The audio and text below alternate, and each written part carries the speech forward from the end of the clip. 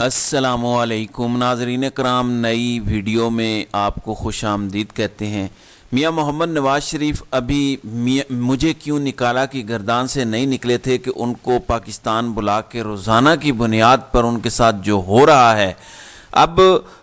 پتہ نہیں اس پر وہ کیا بیانیہ بنائیں گے۔ ایک تو رات کو فیصل واڈا نے ٹی وی پر بیٹھ کے بتا دیا ہے کہ نواز شریف اس ریس میں چوتھے نمبر پر آئیں گے۔ اچھا، گراؤنڈ پر تو ہمیں پتہ ہے، میرا خیال ہے فیصل واڈا نے بھی مہربانی کی ہے، چوتھا نمبر بتایا ہے، ورنہ جو گراؤنڈ کی صورتحال ہے وہ بالکل یکسر مختلف ہے۔ اب فیصل واڈا کون ہے، فیصل واڈا کس کا پیغام لے کر آتے ہیں، اور فیصل واڈا ٹی وی پر کیوں آتے ہیں خبریں دینے کے لیے، کیوں ٹی وی پر ان کو بھیجا جاتا ہے، یہ کم از کم میرے اندر اتنی ہمت یا سخت نہیں ہے کہ میں اس کے اوپر کوئی بات کروں۔ اگر آپ کو اندازہ ہے تو آپ ضرور بتائیے گا کہ فیصل واڈا کس کا بندہ ہے، اور فیصل واڈا کو ٹی وی پر بٹھایا کیوں جاتا ہے، اور فیصل واڈا اگر کہہ رہے ہیں کہ نواز شریف چوتھے نمبر پر آئیں گے تو پھر آپ اندازہ کر لیجئے کہ صورتحال بنے گی کیا۔ ناظرین اکرام، اب میاں نواز شریف تو آ گئے، ان کا سامان تو ہو چکا ہے پیک۔ وہ کیسے؟ آپ کو پتہ ہے میاں نواز شریف کو جب 1985 میں لانچ کیا گیا تھا، اس وقت بھی جب ملک میں الیکشنز والا چکر چلانا تھا تو جو ریٹرننگ اور ڈسٹرکٹ ریٹرننگ افسران تھے وہ بیوروکریسی سے لیے گئے تھے، کیونکہ ان کو کنٹرول کرنا آسان ہوتا ہے، ان کی پروموشنز، ان کی پوسٹنگز، ان کی ٹرانسفرز گورنمنٹ کے ہاتھ میں ہوتی ہیں۔ اب جب نواز شریف پروجیکٹ کو ری لانچ کیا جا رہا ہے تو اب ایک بار پھر جو ڈی سیز اور اے سیز ہیں ان کو الیکشنز کے اندر ذمہ داریاں دی گئی ہیں، اور کہا گیا ہے یہ اس بار ڈسٹرکٹ ریٹرننگ افسران کے فرائض سر انجام دیں گے، اور ساتھ ہی الیکشن کمیشن نے ٹریننگ شروع کر دی۔ پاکستان تحریک انصاف نے لاہور ہائی کورٹ کو اپروچ کیا، اور اس سے پہلے پشاور ہائی کورٹ کو بھی اپروچ کیا کہ دیکھیں یہ آپ بیوروکریسی سے لوگوں کو مت لیں، آپ عدلیہ سے لوگوں کو چنیں۔ ویسے میں ذاتی طور پر یہ سمجھتا ہوں کہ عدلیہ ہو یا بیوروکریسی ہو کوئی فرق نہیں پڑتا۔ اب آپ کہیں گے کہ میں یہ بات کیوں کہہ رہا ہوں، اگر سپریم کورٹ کا جج سٹینڈ نہیں لے سکتا اور وہ وہی فیصلے سناتا ہے جو وہ سننا چاہتے ہیں، تو آپ کو کیا لگتا ہے کہ لاہور ہائی کورٹ کی لوئر جوڈیشری کا ایک سول جج یا جو ڈسٹرکٹ اینڈ سیشن جج ہے وہ ڈٹ جائے گا، وہ کوئی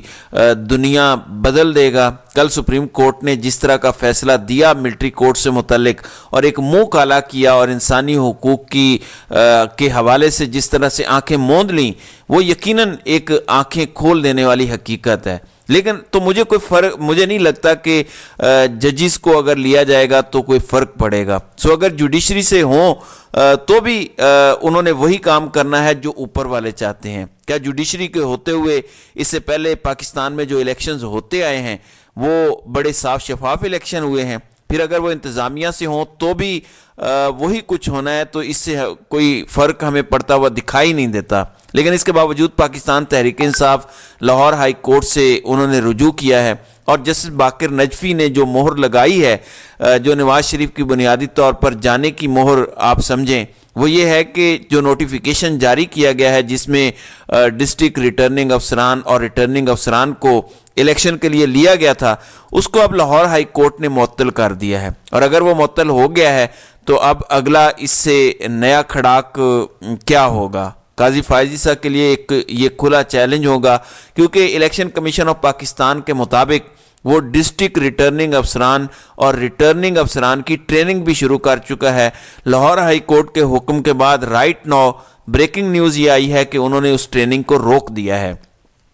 اب اگر وہ نوٹیفیکیشن معطل ہو چکا ہے تو اس کا مطلب یہ ہے کہ اب وہ الیکشن شیڈیول بھی جاری نہیں کریں گے۔ گو کہ آج صالح ظافر نے جنگ اور دی نیوز کے اندر اپنی خبر بریک کی ہے،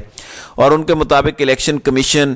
17 دسمبر اتوار کو اسلام آباد میں اگلے سال 8 فروری کو ہونے والے الیکشن کا شیڈیول جاری کرے گا۔ اب معلوم نہیں کہ لیٹ کیوں کیا جا رہا ہے، کیونکہ الیکشن شیڈیول تو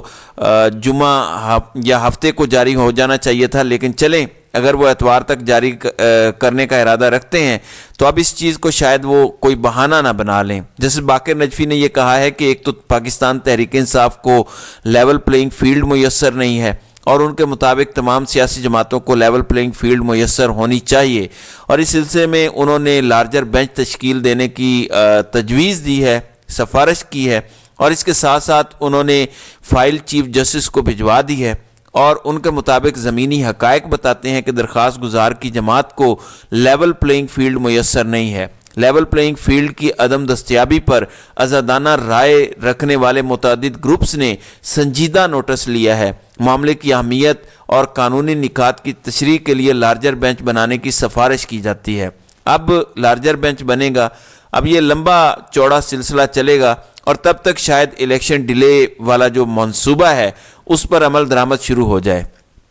آپ کو پتہ ہے کہ جس طرح آصف زرداری نے گزشتہ روز بیان دیا ہے کہ 8-10 دن اگر الیکشن آگے چلا جائے تو کیا مسئلہ ہے، جبکہ فضل الرحمان کا بھی اسی سے ملتا جلتا بیان آیا کہ اگر الیکشن صاف شفاف چاہیے تو اگلے 8-10 دن اس کو آگے جانا چاہیے، تو اس سے کوئی فرق نہیں پڑے گا۔ جہاں تک لیول پلینگ فیلڈ والی بات ہے،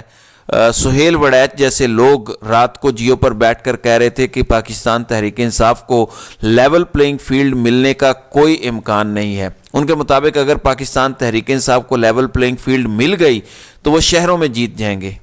سہیل وڑیچ صاحب غلط نہ بولیں، تحریک انصاف کو اگر صرف پلینگ فیلڈ مل گئی تو شہر تو چھوڑیں، دیہاتوں میں بھی وہ ہر جگہ جرلو پھیر دیں گے۔ اور ان کے مطابق پی ٹی آئی کارکنوں کے فوجی ٹرائل کیے جائیں گے تاکہ خوف اور نا امیدی پھیلائی جائے اور پاکستان تحریک انصاف کا ووٹر پھر نہیں نکلے گا۔ چلیں یہ بھی دیکھ لیتے ہیں کہ پاکستان تحریک انصاف کا ووٹر بالکل نکلتا ہے یا نہیں نکلتا، ڈر اور خوف سے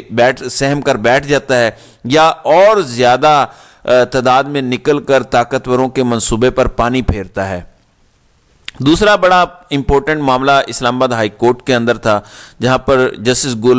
میاں گل حسن اورنگزیب کے سامنے آج سائفر والا معاملہ ہے۔ 4 دسمبر کو انہوں نے اس پر فیصلہ جاری کیا تھا اور پچھلا ٹرائل معطل کیا تھا، اور اس میں بے قاعدگی ہے کہ آخر کس قانون کس ضابطے کے تحت وہ جیل ٹرائل کی بات کر رہے تھے۔ ایون جج صاحب نے پوچھ لیا کہ مجھے نہیں سمجھ آ رہی کہ انہوں نے آرڈر میں لکھا کیا ہے۔ عمران خان نے کہا تھا کہ سائفر کا جو ٹرائل ہے اس کو فوری روکا جائے اور اس بارے میں حکم امتناع دیا جائے، لیکن جسٹس میاں گل حسن اورنگزیب نے فوری ٹرائل روکنے کی استدعا کو مسترد کر دیا ہے اور سٹے اور مرکزی درخواست پر اسلام آباد ہائی کورٹ نے 20 دسمبر کے لیے ایف آئی اے کو نوٹس جاری کر دیا۔ یعنی پاکستان تحریک انصاف جو اس سلسلے میں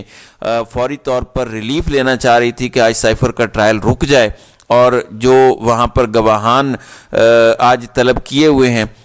ان کے بیانات کو ریکارڈ ہونے سے وہ رک جائے، کیونکہ آج بھی جیل کے اندر سماعت ہو رہی ہے لیکن اس پر کسی قسم کی آج کوئی پیش رفت نہیں ہو سکی۔ دوسرا، عمران خان نے تھوڑا سا پلان بھی تبدیل کیا ہے۔ آپ جانتے ہیں کہ ان کے خلاف مختلف کیسز ہیں اور مختلف کیسز کے اندر مختلف پلان کے ساتھ چلنا پڑتا ہے، اور سلمان اکرم راجہ کو میدان میں اتارا گیا۔ سلمان اکرم راجہ تو ایون یہ کہہ رہے ہیں کہ وہ پاکستان تحریک انصاف کی جانب سے یہ 2024 کا الیکشن لڑیں گے، اور انہوں نے کہا ہے کہ اس وقت جو ماحول پاکستان میں بنا دیا گیا ہے، جو بھی صاحب حیثیت ہے، جو بھی انصاف پسند ہے، ان کو الیکشن ضرور لڑنا چاہیے۔ اب عمران خان نے نکاح والے کیس میں سلمان اکرم راجہ کو جو ہے وہ ہائر کر لیا ہے اور سلمان اکرم راجہ کی بطور وکیل خدمات حاصل کر لی ہیں، اور انہوں نے آج جوڈیشل میجسٹریٹ قدرت اللہ کی عدالت میں اپنا وکالت نامہ بھی جمع کروا دیا ہے۔ حالانکہ آج وہاں پہ خاور مانیکا نے ایک اور استدعا کی۔ وہ استدعا کیا ہے؟ اچھا، عمران خان کے تو آلریڈی بہت زیادہ جیل ٹرائل چل رہے ہیں، خفیہ ٹرائل چل رہے ہیں، تو لگتا یہ ہے کہ جو گند اور بکواسیات خاور مانیکا اور ان کے گواہوں نے کھلی عدالت میں بولی، جس کو لوگوں نے سنا اور رپورٹ بھی کیا، سب گند، غلاظت اور بےہودگی جو انہوں نے پھیلائی، تو اب وہ کہتے ہیں یعنی خاور مانیکا کہ جیل ٹرائل جو ہے وہ جیل کے اندر کیا جائے، کیونکہ اب اس پر ظاہر ہے کہ پاکستان تحریک انصاف کے وکلاء نے جرا کرنی ہے، تو جرا کے اندر وہ سوالات اٹھائیں گے اور سوالات اٹھاتے ہوئے اس شخص کو شاید کوئی شرم آئے گی، اور جب وہ کہیں گے کہ منہ اوپر اٹھاؤ اور بتاؤ کہ اگر تم یہ الزام لگا رہے ہو کہ تمہاری بیوی کے عمران خان کے ساتھ اس وقت ناجائز تعلقات تھے، تو تم اگر اتنے غیرت مند تھے تو تم کہاں چلے جاتے تھے؟ کیا کرتے تھے؟ کیا انہیں بیٹھ کر دیکھتے تھے کہ تمہاری بیوی کیا کر رہی ہے یا عمران خان کیا کر رہے ہیں؟ تو جب اس قسم کے بہت سارے سوالات ہوں گے تو ظاہر ہے اس وقت پھر شرم بھی آئے گی، لیکن جب انسان بے شرم اور بے حیائی کی حدود کراس کر دے تو پھر اس کو فرق نہیں پڑتا۔ میرا نہیں خیال کہ اس کو کوئی ان چیزوں سے فرق پڑتا ہے، لیکن اب اس کو لگ رہا ہے کہ جیل میں ٹرائل ہوگا تو ذرا میڈیا سے اور لوگوں سے بچ جائے گا۔ چلیں دیکھ لیتے ہیں کہ کیا ہوتا ہے۔ تو ناظرین کرام، آپ کی اس ویڈیو کے حوالے سے کیا رائے ہے؟ آپ اپنی رائے کا اظہار کامنٹ سیکشن میں ضرور کیجیے گا۔